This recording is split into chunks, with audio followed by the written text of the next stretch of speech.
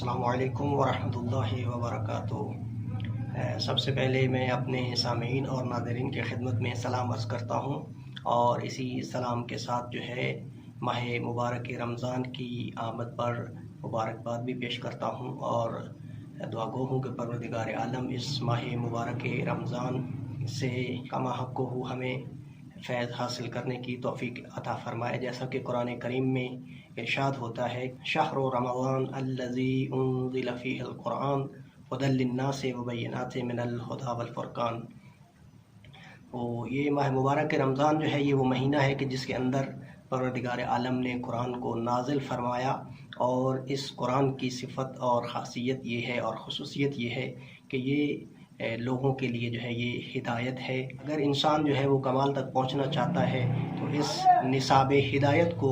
لے کر اور اس پر عمل پیرا ہو کر اس راستے کو اور کمال کے راستے کو طے کر سکتا ہے۔ تو اس مہینہ میں پروردگار عالم کے ہم تمام جو ہیں خاص مہمان ہیں، اور پروردگار عالم جو ہے وہ میزبان ہے، وگرنہ تو وَهُوَ خَيْرُ الرَّازِقِينَ جو ہے اسی کے لیے ہے۔ پروردگار عالم اس مہینہ میں ہمیں اپنی نعمات سے نوازتا ہے، چاہے وہ نعمات مادی ہوں یا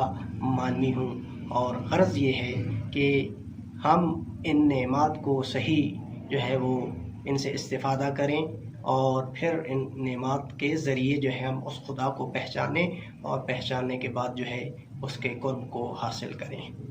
تو یہ ایک فرصت ہے ہمارے لیے کہ اس میں ہم خدا کے نزدیک ہو سکتے ہیں، اور وہ جو نصاب ہدایت ہے جو اس کے اندر پروردگار عالم نے ہم سے طلب کیا ہے اس کو ہم اس نصاب ہدایت کے ذریعے جو ہے وہ حاصل کر سکتے ہیں۔ تو آپ تمام ناظرین اور سامعین سے گزارش ہے کہ ہماری آئندہ جو آنے والی ویڈیوز ہیں